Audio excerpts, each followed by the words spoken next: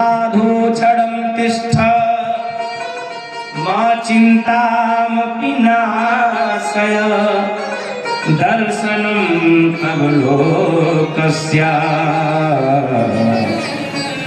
सर्वथा परम परम।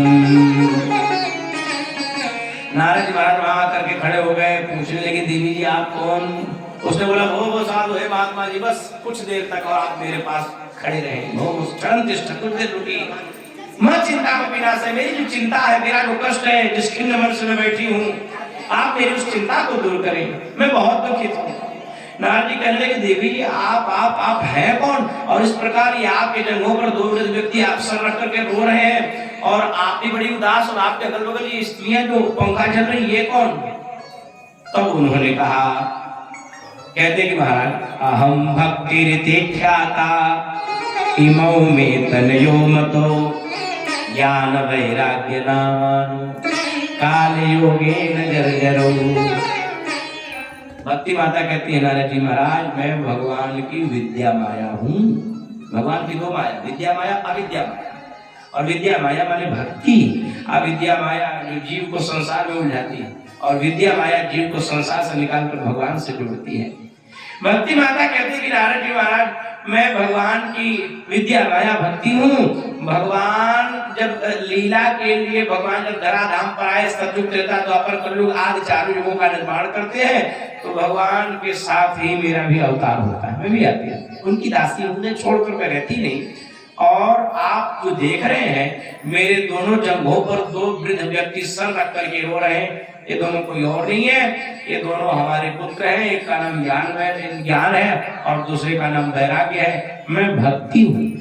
बोला महाराज आप भक्ति माता है, ये दोनों ज्ञान और वैराग्य हैं। और ये बगल में जो स्त्रियां, बोला गंगा ये गंगा जमुना कावेरी कृष्णा वेणा आदि नदियां, ये समस्त तीर्थस्थल जो मूर्तिमान स्वरूप होकर के स्त्री का रूप बना करके मुझे समझा रही। नारद जी बोले लेकिन समझा क्या रही, आपको दुख किस बात का है? बोला मुझे दुख इसी बात का है कि मैं माँ हूँ, ये दोनों हमारे पुत्र हैं, और मैं माँ होकर के मैं युवा हूँ, और ये दोनों हमारे पुत्र होकर के वृद्ध हैं। ये कैसा नियम है? यदि संसार जानता है कि माँ वृद्ध होती है, बालक युवा होते हैं, लेकिन जहां माँ युवा हो और बालक वृद्ध हो, ये बात तो हजम नहीं होती, समझ में नहीं आता। नारद जी बोले माता जी आप कारण तो बताइए कि ऐसा हुआ क्यों? कहते कि उत्पन्ना द्रविड़ा देशे वृद्धे कर्नाटके गता क्वचित क्वचित महाराष्ट्रे गुर्जरे जीर्णता गता। ध्यान से सुनिए। भक्ति माता कहते कि हे नारद जी महाराज उत्पन्ना द्रविड़ा देश, द्रविड़ देश में उत्पन्न हुई, वृद्धि कर्नाटके गता, कर्नाटक में पली बढ़ी, क्वचित क्वचित महाराष्ट्र, कहीं कहीं महाराष्ट्र आदि में भी मेरा सम्मान हुआ, लेकिन गुजरात जाते जाते मैं जीर्ण शीर्ण सी हो गई। एक चीज याद रखिएगा, जहां वैभव का प्रभुत्व रहता है वहां भक्ति ज्ञान वैराग्य से वहां के लोग शून्य हो जाते हैं। जहां धन संपदा अधिक आ जाती है तो बड़े कम ही लोग ऐसे होंगे कि धन संपदा आदि प्राप्त करने के बाद ईश्वरीय शक्ति का अनुभव करते हैं। अन्यथा जब ये आता है ना धन बल वैभव आता है तो ये अपने साथ साथ अभिमान अहंकार को पहले ले आता है। अहंकार पहले ले आता है। लेकिन एक बात याद रखें, अहंकार सारे व्याधियों का मूल है और अहंकार भगवान का भोजन है। अरे आपको अगर ईश्वर ने बढ़िया आपको पद दिया है, ईश्वर ने आपको बढ़िया वैभव दिया है, आप भगवान को धन्यवाद करिए कि परमात्मा ने आपके कर्मों को देखकर आपके ऊपर कृपा किया है, आपको दिया है, और उसे पा करके आप अभिमान करते हैं, तो फिर जो संपत्ति जैसे आती है उसे जाने में विलंब नहीं होता। मुझे ऐसा नहीं लगता है कि संपत्ति से और सुख का कोई विशेष संबंध है। ये तक लोग संपत्ति से सुख को जोड़ते हैं कि संपत्ति जितना होगा सुख उतना मिलेगा, लेकिन मुझे नहीं लगता है। क्यों? क्योंकि संपत्ति जितनी होती है आदमी को टेंशन भी उतना ही रहता है। एसी लगवा लीजिएगा, वीआईपी घर द्वार बन जाएगा, एसी लगवा लीजिएगा, और डॉक्टर साहब कह दिए इस समय एसी में सोइएगा, कहीं ब्लड प्रेशर चढ़ गया तो इलाज छुट्टी हो जाएगा। कोई दिन से एसी बंद करके सोएंगे, सोएंगे कि नहीं सोएंगे? तो हमें तो नहीं लगता है कि प्रभुत्व से संपदा से हाँ एक काम करेंगे तो आपको सुख मिलेगा। ईश्वर ने यदि आपको वैभव दिया है, धन संपदा दिया है, ज्ञान बुद्धि विवेक दिया है, भगवान आपको प्रसाद दिए हैं और उसे प्रसाद समझकर उसे प्रणाम करके जब उसको प्रसाद समझकर उसका भोग करिएगा, भगवान की शक्ति का अनुभव करिएगा उस प्रभुत्व में, तो निश्चित ही उससे सुख मिलेगा। जब उसे केवल और केवल अपने कर्मों का हेतु समझिएगा कि मेरे ही द्वारा हो रहा है, तो सुख नहीं देगा, सुख देगा तो दुख हो देगा। और दुख ऐसा देगा, शरीर में कोई ऐसी जगह में बीमारी आ जाएगी, एक बीमारी शरीर में आ जाएगी ठीक ठाक महाराज, पूरी संपत्ति का ओर छोर लगा देती है। एक बीमारी अगर बढ़िया शरीर में पकड़ ली तो पूरे संपत्ति का ओर छोर लग जाता है। इसीलिए हम सभी को प्रायः यह चाहिए कि जीवन में जो कुछ मिला हुआ है, हमारे यहाँ संत लोग एक भजन गाते हैं भैया राग भोपाली में, हाँ क्या बात है, हो जितना दिया सरकार ने मुझको, हम सभी को यही कहना चाहिए कि जितना दिया प्रभु ने बस उतनी औकात हमारी नहीं है। जितना दिया सरकार ने मुझको उतनी मेरी औकात नहीं। जितना दिया प्रभु राम ने हमको, जितना दिया सरकार ने हमको, उतनी मेरी औकात नहीं। ये तो कृपा है उनकी वरना, ये तो कृपा है उनकी वरना, मुझ में कोई ऐसी बात नहीं। जितना दिया सरकार ने मुझको, जितना दिया सरकार ने मुझको, उतनी मेरी औकात नहीं। ये तो कृपा है उनकी वरना, ये तो कृपा है उनकी वरना, मुझ में कोई ऐसी बात नहीं। जितना दिया सरकार ने मुझको, सरकार ने मुझको, उतनी मेरी औकात नहीं।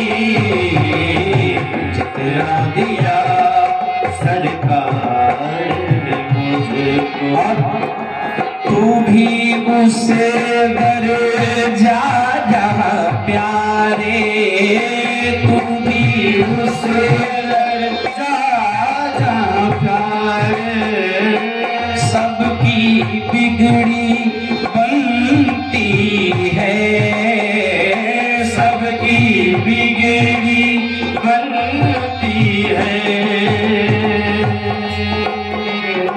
ध्यान से सुनिए, तू भी उस दर जा जहाँ प्यारे सबकी बिगड़ी बनती है। हाँ वही जाओ, इधर उधर भटकने की क्या जरूरत है, क्योंकि देख तेरी तकदीर बनाना, देख तेरी तकदीर बनाना, उनके लिए कोई बात नहीं।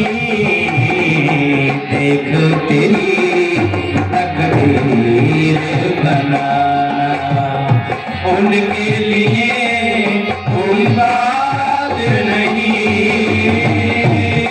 तो कृपा है उनकी वरना, ये तो कृपा है उनकी वरना, ये तो कृपा है उनकी वरना, मुझ में कोई ऐसी बात नहीं।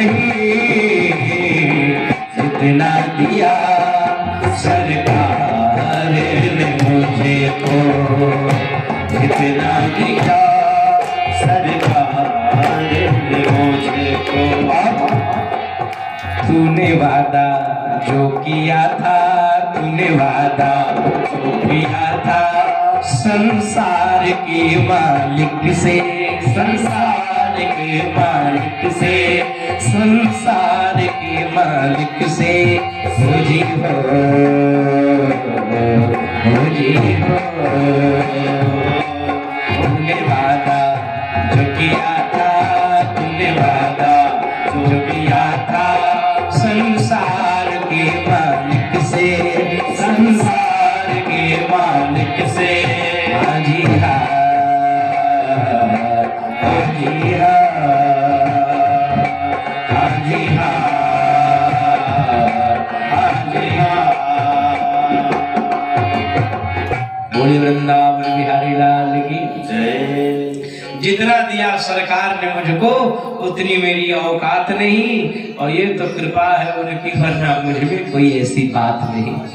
हम लोग क्या है, उस परमात्मा के हाथों में क्या है, कुछ भी तो नहीं है, खिलौना है, जब चाहे तब बिगाड़ सकते हैं। बिगाड़ सकते कि नहीं? अरे यदि विश्वास ना हो तो मेडिकल कॉलेज बगल में है, देख लीजिएगा, रोज बनाते बिगाड़ते रहते हैं, रोज बनाते बिगाड़ते रहते हैं, आना जाना लगा रहता है कि नहीं? इसीलिए संत जन कहते हैं, तू भी उस दर्जा जहां प्यारे सबकी बिगड़ी बनती है, तो देख तेरी तकदीर बनाना, देख तेरी तकदीर बनाना। उनके लिए कोई बात नहीं। इसलिए हम लोग को जीवन में जितना जो कुछ मिला हुआ है, ये समझे भगवान का दिया हुआ प्रसाद है, और प्रसाद को हमेशा प्रसाद की दृष्टि से भोग करें, संपत्ति मत मानिए। जब आप संपत्ति मानेंगे तो वहां अभिमान पैदा होगा, और जब सबको भगवान का हेतु समझेंगे कि सब कुछ भगवान का दिया हुआ प्रसाद मानिएगा, तो वहां भक्ति पैदा होगी। कहने का मतलब भगवान का भजन करने के धन संपदा भी छोड़ने की जरूरत नहीं है, नहीं छोड़ना नहीं चाहिए।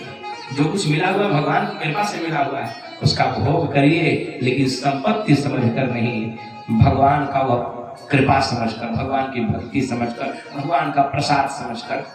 नारद जी महाराज कहने, भक्ति माता कहने लगी, जब चारों भाइयों ने नारद जी से प्रश्न किया तो नारद जी अपनी बात बताए कि देखो, जब मैंने उस स्त्री को देखा तो मैंने पूछा, देवी जी आप आपके जगहों पर दो वृद्ध व्यक्ति सर रखकर रो रहे हैं और आप इस प्रकार, और आपके पीछे की स्त्रियां, तो वो कहने लगी कि मैं माँ हूँ, भक्ति नाम है मेरा, ये दोनों पुत्र ज्ञान और वैराग्य मेरे पुत्र हैं। दुख इसी बात का है कि मैं माँ होकर युवती हूँ, युवा हूँ, और ये दोनों हमारे बालक होकर के बूढ़े हैं। दुख इसी बात का है, मैं बूढ़ी हो जाऊं समझ में आता है, ये दोनों युवक हो जाए समझ में आ जाता है, लेकिन ये बात कहीं से भी समझ में नहीं आता कि मैं युवा और ये वृद्ध। नारद जी कहते तो फिर बात ये ऐसा गड़बड़ हुआ क्यों? तब नारद जी, तब भक्ति माता सारा वृतांत कह सुनाते हैं कि प्रभु, हम भी भगवान के साथ ही इस धराधाम पर आते हैं, लेकिन जैसे जैसे चार युग है, चारों युगों का अपना अपना महत्व है। सतयुग में हम सब भक्ति ज्ञान वैराग्य, लोगों के अंदर भक्ति हुआ करती थी, ज्ञान हुआ करता था, वैराग्य हुआ करता था, तो हम तीनों युवा थे, मैं माँ के जैसे और ये दोनों हमारे पुत्र के जैसे। लेकिन जब त्रेता आया तो त्रेता में भी भगवान जब तक धराधाम पर रहे, लोगों के अंदर भक्ति ज्ञान वैराग्य रही, हम तीनों विद्यमान, यहाँ तक कि द्वापर तक ठीक थे। भक्ति माता कहते हैं कि द्वापर तक थे, लेकिन भगवान कृष्ण के इस धराधाम को छोड़कर चले जाने के बाद, जैसे भगवान इस धराधाम को छोड़ करके चले गए, वैसे ही अधर्म का मित्र कलयुग जो है अपना धावा बोल दिया, और कल अधर्म का मित्र कलयुग जब धराधाम पर आ गया, उसी के कारण से लोगों के अंदर जो ज्ञान हुआ करता था, ज्ञान समाप्त होकर अभिमान आ गया, और जहां वैराग्य हुआ करते थे, उस वैराग्य में लोग राग प्रकट कर लिए, रागी हो गए। अब इसी के नाते मैं भी, भक्ति माता कहती मैं भी बूढ़ी हो चुकी थी, भक्ति भी लोगों के अंदर नहीं था, ज्ञान भी खत्म। आज तो देख लिए, सही बात है, वास्तविक बात है, कि ज्ञान 2 पैसे का आया नहीं कि अभिमान पहले आ जाता है, नहीं आ जाता है भैया, हर आदमी को जिसको देखिए। जय जय। अच्छा एक चीज देखें, हम लोग इतने लोग बैठे हैं, हम लोगों के पास कितनी आंखें हैं? कितनी? जितना उधर ही बताया, 2 ही है ना, किसी के पास 3 तो नहीं है, 4 तो नहीं है, 2 ही आंखें। अच्छा कभी हम लोगों ने विचार किया कि भगवान हम सबको 2 ही आंखें क्यों दिया? और यदि 2 दिया तो 2 पीछे और दे दिया होता तो कितना बढ़िया होता, कम से कम ये एक्सीडेंट नहीं होता, ये तो पक्का है। लेकिन मुझे लगता है कि कभी कभी हम लोग साथ अन्याय हुआ, ये 2 आंख या फिर 1 भी रहता तो काम चल जाता, या फिर उनसे पूछे जिनके पास 1 है काम चलता उनका भी, लेकिन 2 ही क्यों? आखिर में 2 आंख दिया। अच्छा ये शरीर जो है, शरीर की जो संरचना विधाता ने क्या गजब गजब का शरीर बनाया है। हमारे यहाँ एक महात्मा थे, गाते थे, काया कुटिया निराली जमाने भर से, 10 दरवाजे वाली जमाने भर से, सबसे सुंदर आंख की खिड़की जिसमें है पुतली काली जमाने भर से। हा? लेना देना कर करते हैं और पगचाल चले मतवाली जमाने भर से। क्या गजब की संरचना। और इतना वीआईपी शरीर हम लोग का, इतना वीआईपी कि भोजन अगर हम लोग करते हैं तो भोजन कम से कम 3-4 जगह उसका जांच होता है। पहले तो आंख देखता है कहीं कोई चीज गड़बड़ तो नहीं पड़ा है, पहला जांच यहाँ आंख ने किया, दूसरा हाथ उसको टटोलता है, सानता है, फिर कंकड़ पत्थर मिला तो निकाल कर बहा देता है, दूसरा जांच, तीसरा दांत, कहीं इसके बाद भी 2 जांच के बाद भी कहीं मामला अंदर जा रहा तो तीसरा दांत जो है उसको किनारे कर देता है, तब इस शरीर को मिलता है। इतना वीआईपी ये शरीर है। आपने देखा होगा ट्रेन चलती है तो ये ट्रेन जो वीआईपी एसी वाली बोगी होती है उसमें आपने देखा होगा कि एक विशेष प्रकार का कांच लगा होता है उसमें, काला काला, एसी वाली बोगी में। और उस काले काले कांच की एक विशेषता होती है, अंदर बैठने वाला बाहर वालों को भली बात देख लेता है कौन कौन स्टेशन पर घूम रहा है, लेकिन बाहर वाले लोग चाहकर भी अंदर वाले को न झांक पावे कि कौन बैठा है। देख पाते हैं क्या? नहीं। बोला परमात्मा ने इस शरीर में भी, ये शरीर भी ऐसी बोगी है, और उसमें कांच की जो आंखों में जो काली पुतली है, ये काली पुतली शीशा लगाया हुआ है, खिड़की। अब विशेषता इसकी यह है, अंदर वाला जो है इस खिड़की के माध्यम से बाहर वालों को देख रहा है कि बाहर कौन कौन घूम रहा है, लेकिन बाहर वाले चाह कर भी अंदर वाले को न पहचान पाए अंदर कौन बैठा है। कभी हम लोग को सोचना भी चाहिए कि आखिर में क्या तक नहीं जाती है कि